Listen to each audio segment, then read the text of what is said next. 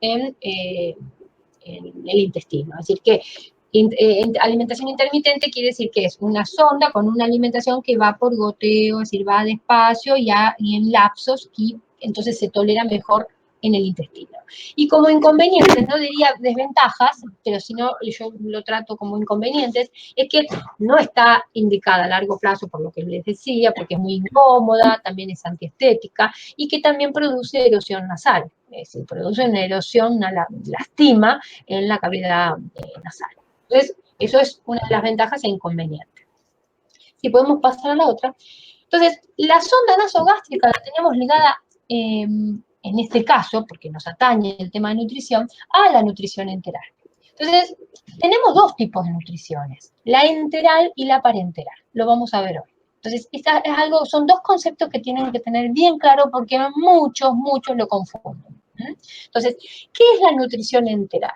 Entonces se trata, como dice acá la imagen, de una técnica de soporte, en la cual se introducen en el organismo los diferentes nutrientes que el paciente necesita. Y generalmente se utiliza una sonda que se dirige directamente al intestino o al estómago, depende la indicación y la necesidad. Entonces, es la alimentación la administración de nutrientes a través de la sonda nasogástrica. Entonces, si podemos ver la otra, existen diferentes métodos que ya les había comentado, por los cuales se puede llevar a cabo la nutrición enteral. Una de las formas de los diferentes tipos de esta nutrición enteral es según por dónde se coloca la sonda y hasta dónde llega. Entonces, como ya les dije, una puede ser sonda nasogástrica o la otra puede ser nasoyeyunal, porque va desde la nariz hasta el yeyuno, y la otra va desde la nariz hasta el estómago. Va a tener distintas indicaciones. Ustedes ven que, por ejemplo, acá tenemos otras imágenes que ahora después vamos a ver, si puedes pasar la otra. Ahí está. Tenemos tipos de sonda, lo que yo les decía, la sonda nasoyeyunal ingresa por la nariz y llega al yeyuno. Y está indicada en patologías que se requiera pasar el píloro. Es decir, el esfínter pilórico que separa el estómago del intestino. ¿Por qué? Porque el médico considera que tiene que pasar por eso, llegar un poco más abajo. El paciente puede tener alguna patología en estómago y no realizarse correctamente el proceso de digestión. O no tolera porque hay una masa ocupante, o por X causa. Entonces, necesita llegar a el yeyuno. Entonces, otra de las indicaciones, otra de las vías para hacer alimentación enteral es por sonda por gastrotomía, que es una implantación en el estómago de una sonda de silicona que se fija y sale por la pared exterior del estómago y del músculo. Se fija con unos puntos e ingresa directamente con un balón. Es decir que, como ven en la imagen, la sonda, a través de un orificio que se hace quirúrgicamente en el quirófano, es decir, lo hace el cirujano, implanta esa sonda con balón para que no se salga, y entonces nosotros estamos administrando alimentación directamente al estómago por sonda por gastrotomía. Esa es otra de las vías de alimentación enteral. Y después tenemos la otra, que es la sonda por yeyunostomía, que a los fines es lo mismo, pero la implantación es en el yeyuno, es un poco más abajo, en la primera porción del intestino delgado. Y está indicada en pacientes con tracto gastrointestinal comprometido por encima del yeyuno. Muchas veces por un cáncer de estómago, por X causas. Entonces, la ostomía, la abertura, va a saltar ese lugar donde está afectado y va a poder administrarse la alimentación en un tracto más inferior. ¿Qué tipo de sustancias se introducen en el organismo? La profesora se los dijo, es decir, habla de los que son los nutrientes, los tipos de nutrientes. Entonces, la alimentación enteral implica introducir determinadas sustancias nutritivas en el organismo, variando dichas sustancias en función de las necesidades del paciente. Variarán, por ejemplo, si el paciente tiene una insuficiencia renal o una hepática, si tiene diabetes, si tiene problemas respiratorios. Es decir, el médico va a indicar el tipo de dieta. En el servicio de alimentación se elaborará esa dieta, se elaborará esos nutrientes de forma líquida y entonces enfermería lo que hace es administrar, ¿sí?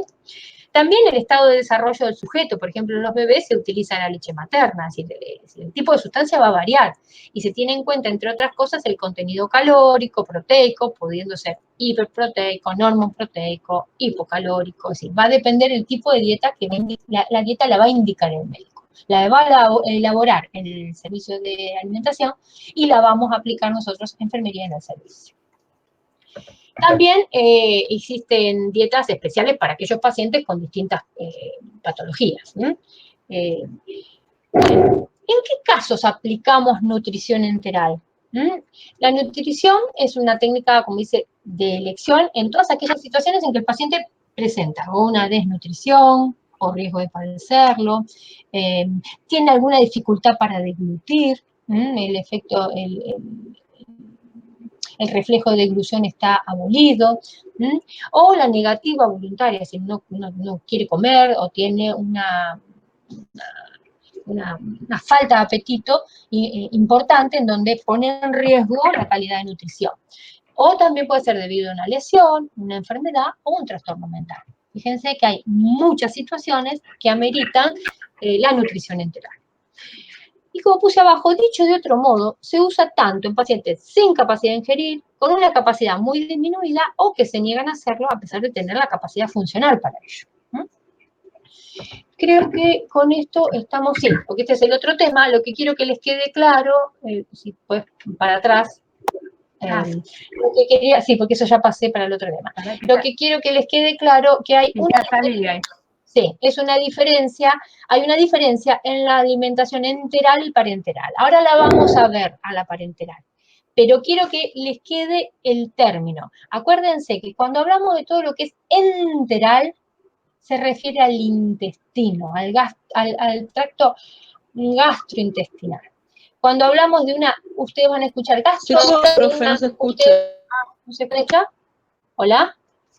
¿No se escucha? Está entrecortado, no se escucha nada. Buen día, perdón. Pero yo te escucho acá. Bueno.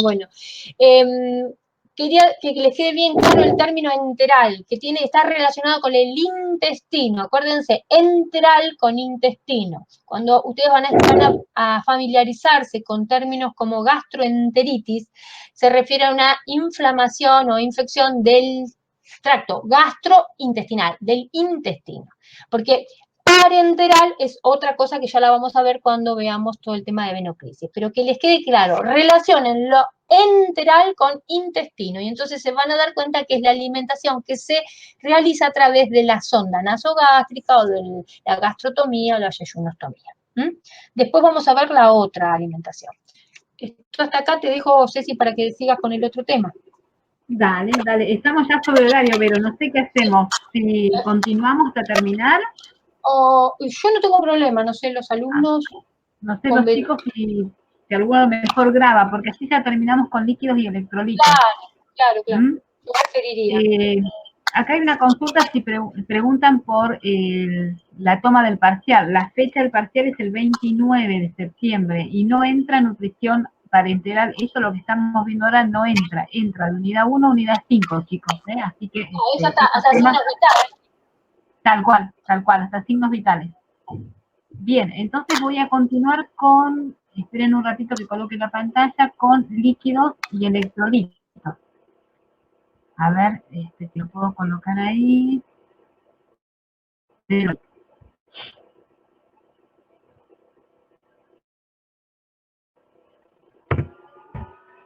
un ratito a ver si se vuelvo a la pantalla, pues se me colgó ahí. Ahí está. Bien. Cualquier cosa yo no puedo leer, cualquier cosa veo, avísame si no se ve, porque yo ya no leo los mensajes de los chicos cuando entro a pantalla completa, no puedo ver. Bien, continuamos entonces con necesidades de líquido y electrolitos estamos con la unidad E7 ya, wow, estamos bastante, ¿eh? Bien, bueno, ¿se acuerdan cuando hablamos de líquidos y hablamos de todo lo que es agua? Nosotros nos referíamos a, por un lado, agua y por otro lado, electrolitos. ¿Sí? A ver, ahí está. Por electrolitos. Bien, un electrolito, ¿se acuerdan que era un compuesto cuya solución, cuando hablamos de solución hablamos de un soluto más un solvente? Solvente es el agua, el soluto puede ser el sodio, la sal, el azúcar, ¿sí? Puede ser cualquier mineral. Y decíamos que esa solución conduce corriente eléctrica, ¿sí? Algunos tienen carga positiva y otros carga negativa. ¿Sí? Ustedes siempre piensen que el agua sola no conduce electricidad, pero si le agregamos a esa agua una cantidad pequeña, por ejemplo, de sal de mesa, ¿sí?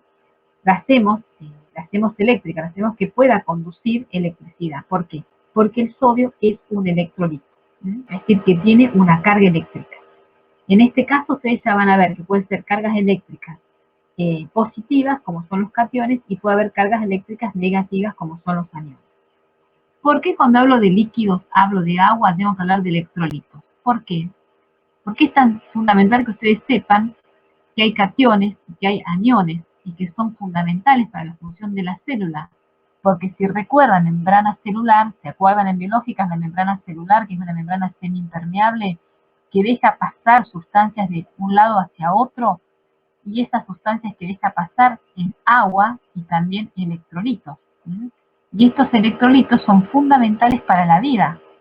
Por ejemplo, sodio, potasio, calcio, magnesio. Todo esto que nombramos acá son importantes para que la célula pueda cumplir toda la síntesis de proteína y todo el proceso celular. Pero es de aquí que tiene que estar en un equilibrio. Es decir, ¿qué me refiero? Que hay ciertos electrolitos, todos estos que ustedes ven ahí en la diapositiva, hay ciertos electrolitos que mantienen una concentración en cantidad, ¿sí? En cantidad mayor o menor dentro de la célula. Es decir, por ejemplo, el sodio. El sodio tiene un predominio en cantidad extracelular, por fuera de la célula. Esto no significa que adentro de la célula haya sodio. Lo que sucede es que hay en menor cantidad. Entonces, ese predominio de que exista mayor concentración de un electrolito adentro o fuera de la célula hace que esto se mantenga en un equilibrio. ¿Se acuerdan que habíamos visto la bomba sodio y potasio también en biológicas, en un PowerPoint que tiene audio? Pueden volver a consultarlo allí. Entonces, vuelvo a repetir, lo que busca siempre la célula es mantener ese equilibrio electrolítico. Es decir, el número de cationes, ¿sí? Recuerden que el catión tiene una carga positiva, mientras que los aniones tienen cargas negativas. Tanto el sodio y el potasio, que son protagonistas de la bomba sodio-potasio a nivel celular, son cationes. Son cationes, tienen carga entonces positiva. ¿Sí? El cloro, por ejemplo, que lo tienen acá, es un anión, tiene cargas negativas. Esta conjugación de positivos y de negativos hace que la membrana, que es semipermeable, y esa permeabilidad de la membrana hace que esto llegue a un equilibrio, haya una atracción, ¿sí? Entre estos positivos y negativos, y la célula tenga una condición óptima, ¿sí? Para poder realizar sus funciones. Un ejemplo práctico, por ejemplo, cuando ustedes comen una comida muy salada, ¿sí? ¿Qué pide el cuerpo? Agua, ¿o no? Bueno, ¿qué sucede ahí? Ustedes piensen que si yo estoy ingiriendo una comida rica en sal, lo que hace la sal es atraer agua, ¿sí? La sal es un catión que atrae agua. Al atraer agua la lleva a la célula, entonces al tener menos líquido circundante, lo que provoca en el sistema nervioso es que yo tenga sed. ¿Sí? Lo mismo pasa cuando ustedes ingieren, por ejemplo, algún alimento con mucho azúcar, ¿sí? Mucho helado, ¿qué piden después? Necesitan agua. Justamente lo que trata de buscar es ese equilibrio electrolítico. Le está diciendo a la célula, mira, me diste mucho soluto, tengo mucho sodio, tengo mucho azúcar, necesito más solvente, necesito más agua para poder que cada electrolito y cada sustancia esté en el compartimiento, en su cantidad, en su concentración y donde debe estar. El sodio siempre tiene que estar fuera de la célula, no adentro de la célula, ¿sí? Si no provoca un edema. Pero bueno, esto lo vamos a ir viendo mucho más adelante. Bien, lo que les tiene que quedar acá, así lo hago más cortito y fácil, espero que les sirvan los ejemplos, es que la distribución tiene que ser adecuada de agua en los distintos comportamientos del cuerpo humano. A eso yo lo llamo equilibrio hídrico. Cuando la distribución del agua está en los distintos compartimentos, que vamos a ver cuáles son, ¿sí? Por ejemplo, los solutos, las sales, los iones, ¿sí? Los iones recuerdan que son átomos cargados eléctricamente, ya sean positivos, negativos o neutros, ¿sí? Eso es un ion, ¿recuerdan? Bien, entonces, cuando esta distribución de estos solutos, de las sales, de estos iones o electrolitos en el organismo está en equilibrio, yo hablo de un equilibrio electrolítico. Y ahí viene que ustedes hablan de líquidos y electrolitos, que luego va a ser un término muy común cuando ustedes empiecen a trabajar, porque ustedes le van a indicar, seguramente en el plan de hidratación en el suelo, le van a agregar y le van a indicar al médico que agregale sodio, agregale potasio, ¿sí? Agregale calcio al plan. Y ustedes tienen que saber por qué le agregan a este plan esos electrolitos, porque son fundamentales para las células, ¿sí? Bien,